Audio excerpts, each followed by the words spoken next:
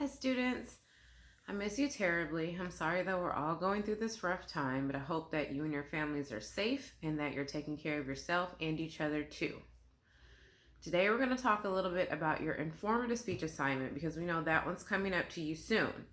So if you need to pause me right now and get the instructions for your assignment out off of the Learning Web or Canvas, please do so now.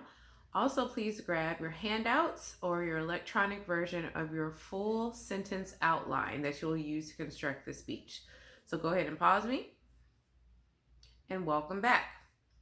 Alrighty, before we get into the outline, let's get the logistics of the assignment. Now that we're 100% online, you know that you're constructing your full sentence outline in type and you're going to email it to me by 5 p.m. on your speech's due date.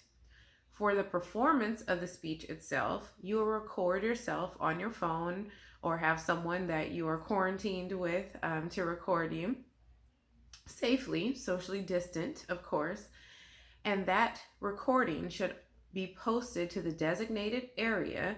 It will be a discussion section on Canvas so we as classmates can see each other's speeches. So you will post that on the same due date by 5 p.m. as well. Your speech may have any topic that you select. You have complete control over that. The speech's purpose must be informative, so you're giving us as a class information about something. You can teach us how to do something, tell us a cool story, bro. You can give us what you've been doing during this time that you've been in the house. Whatever it is that you'd like to select to speak about is completely and totally up to you, as long, again, as you are informing us of this thing.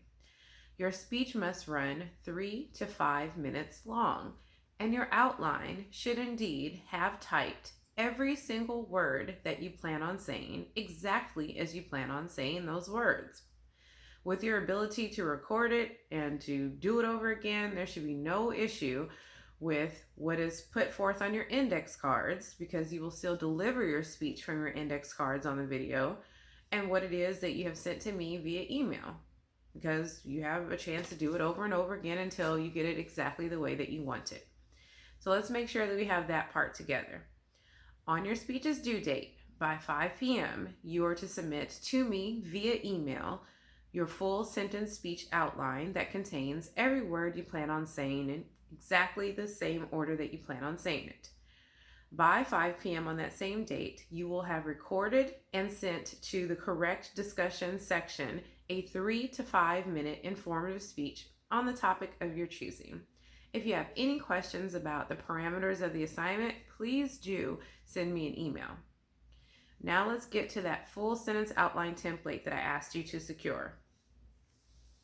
On our template here, we see that we have the information from your typed name to your thematic statement. Remember, this is called your above the fold material, and you are not pronouncing any of this at the lectern, but instead it's just to help you organize your thoughts and to help me understand what your intentions are. You may title your speech anything that you'd like to, or nothing at all. Your general purpose will always only have 2 words. In the case of this assignment, the 2 words will be to inform. Every single one of our classmates will have exactly the same purpose. Then we get to your specific purpose, and your specific purpose includes your entire general purpose plus your subject. So if you're going to inform us about tacos, your specific purpose will be to inform the class about tacos. If you are informing us about a trip to the Grand Canyon, your specific purpose will say, I will inform the class about my trip to the Grand Canyon. And then we get to your thematic statement, also called a thesis statement. A thematic statement contains your entire specific purpose plus each main point that you plan on putting forth in the order that you plan on performing them. A main point is a subtopic or a smaller version. For instance, getting back to our speech about tacos, it's not enough just to tell us about the concept of tacos and leave it loosely organized, but instead, or your thematic statement will help you put that into positions to talk to us about tacos, including the history of tacos, where to get great tacos in Houston, and your own taco recipe. Again, the above the fold material is not said out loud, however, it helps you to organize your thoughts. General purpose for this speech, to inform. Specific purpose, to inform the class about, plus your subject. Thematic statement, your specific purpose plus each main point that you plan on putting forth. Today I will inform the class about tacos, including the history of tacos, where to get good tacos, and my famous taco recipe. We covered in class that the minimum number of main points that you must have for this speech is 2. So you must have at least 2 main points. You're welcome to have 3. You're welcome to have 4 even. But please remember that the greater the amount of main points that you position, the fewer amount of moments that you will get to speak about each one. And in a 3 to 5 minute speech, we'll probably only be able to speak about maybe a minute and some change for each main point. Now let's move on to the introduction. You guys have your template. You don't really need this in front of the screen, do you? So Roman number 1, remember, is your introduction. And that's where you say, hello, my name is. Always greet your audience, even if your audience is virtual. So next to the term introduction, you're going to write, hello, my name is. And then we have a fixed A, B, and C. And when we say they're fixed, those capital letters can't be mixed up. So A is your attention getter, B is your credibility statement, and C is your thematic statement. Your attention getter, capital letter A, allows you to engage the audience, as we usually only have about 15 seconds to 30 seconds to really get the audience to latch on to what it is that we're saying. You can ask a question that's not really designed to stop your time so much, so something pretty generic and easy. So, is everyone ready for the weekend? Don't we all miss each other? Who loves tacos? Or you can give us a startling fact or a statistic, maybe a question that's not designed to be answered at all because it's just rhetorical. But do something, say something to let the audience know. You've heard lots of speeches today, but this is the speech. Please pay attention to this one. Capital letter B is your credibility statement. In class, we mentioned that you should definitely use a self-reflexive pronoun for this area. You are tooting your own horn here. You are showing your authority. The question that you're really answering in your credibility statement is, why should the audience believe you about this topic? This means that we should use the terms I, my, me, or mine when explaining how it is that we chose this topic or why we are an authority over this subject for the next 3 to 5 minutes. Tell us about a YouTube video that you watched. Let us know what you learned from a previous class. Tell us that you've been here a million times or that you've always been a connoisseur of good tacos. So your credibility statement should enforce to the audience your ethos that you can be trusted to talk about this subject. Then we get to see your thematic statement. Your thematic statement, remember, includes your purpose plus every main point that you plan on putting forth in exactly the order that you will perform them. Some students enjoy copying their above the fold thematic statement and pasting it right into their thematic statement that is in the introduction and then speaking it to us. However, if you would like to relax that pronoun and that vernacular just a little bit, you're welcome. So instead of saying, today I will inform the class about tacos, the way that you wrote to your professor above the fold, you can say, today we'll discuss tacos, or today I'll tell y'all about our trip to the Grand Canyon, or today we will discuss. However, remember that each of your main points still needs to keep exactly the same order that you put above the fold. That is a quick recap of your introduction. Now we move on to Roman numeral 2, which is the body. We consider this to be the heaviest part of the speech because it does contain the details of your broader main points that you've introduced to us. Roman numeral 2 is the body, and then we have main point A. And as we know that you have to have at least 2 main points, we know that we're going to utilize main points A and B for this exercise. Main point A should be a full sentence that is broad enough to be elaborated upon if you run into an issue of having enough time to give supporting materials, or they can be reduced or edited without penalty if you run out of time. So let's stick with our example on tacos. If main point A is supposed to be about the history of tacos, then let's keep the sentence just that generic. The history of tacos actually predates this country itself. So you're letting us know in main point A that everything underneath it is going to talk exclusively about the history of tacos. After that generic sentence, we see an Arabic numeral 1, and that is indicating a supporting material. A supporting material is a sentence that is going to elaborate upon the main point, explain it, or further discuss it. So remember, in this exercise, main point A is about the history of tacos. You may have one supporting material if you'd like to discuss further about history, or two, or three, as many as you like. As long as you have a minimum of one supporting material per main point, you will not be penalized for omitting them. Now we're in a little bit of a different situation here because you can record your speech, you can try it again, you can not like the video and do it over 3 more times. So there really shouldn't be a reason during this episode that we'll have a disproportionate number of supporting materials to what actually comes out on the video.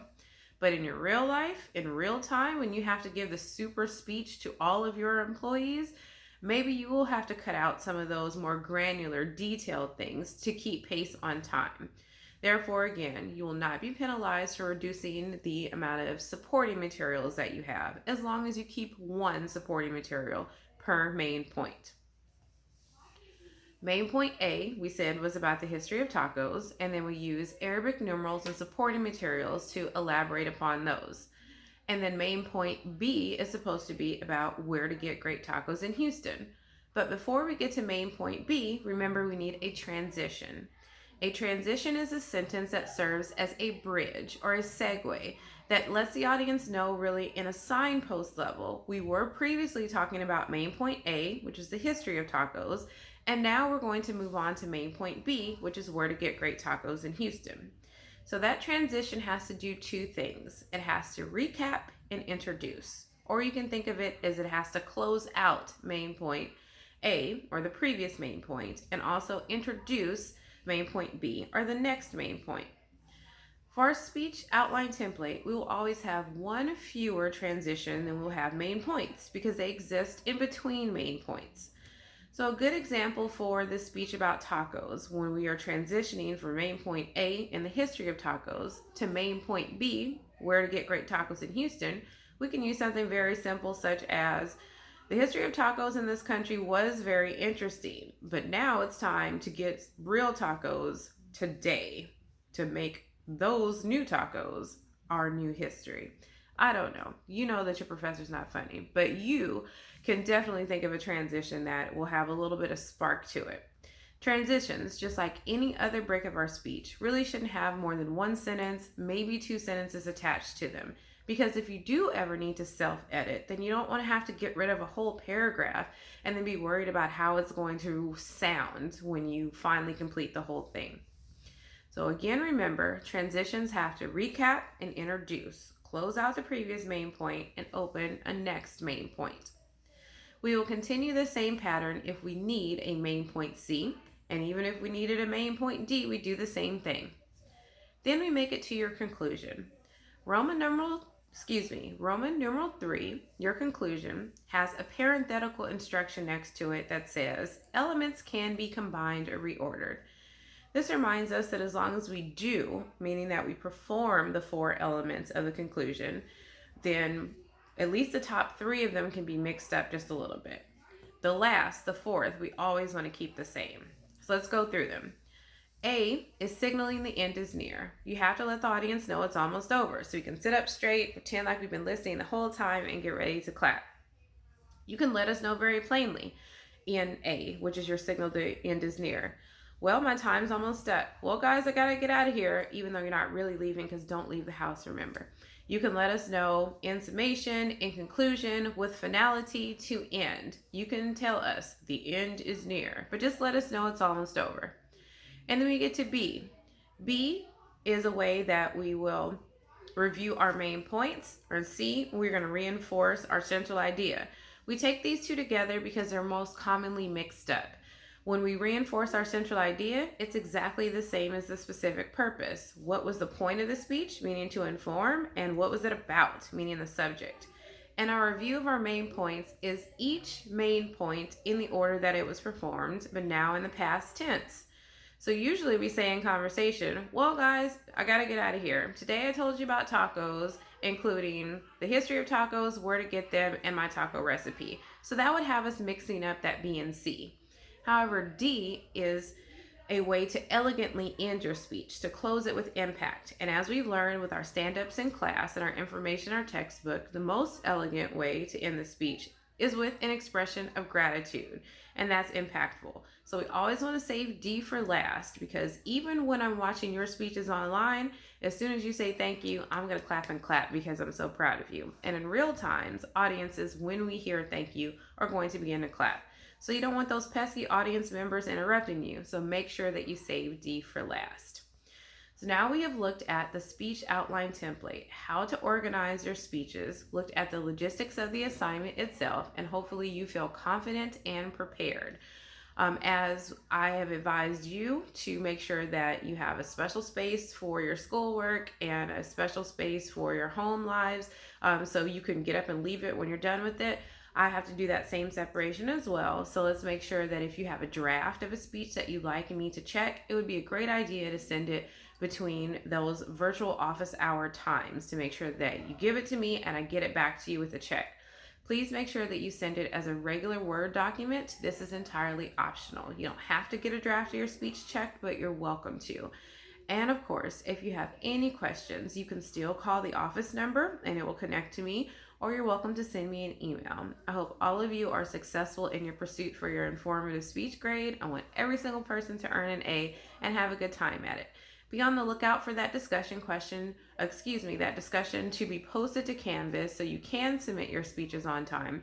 And also, let's please support our classmates by sending them some notes in the discussion about what you really liked about the speech.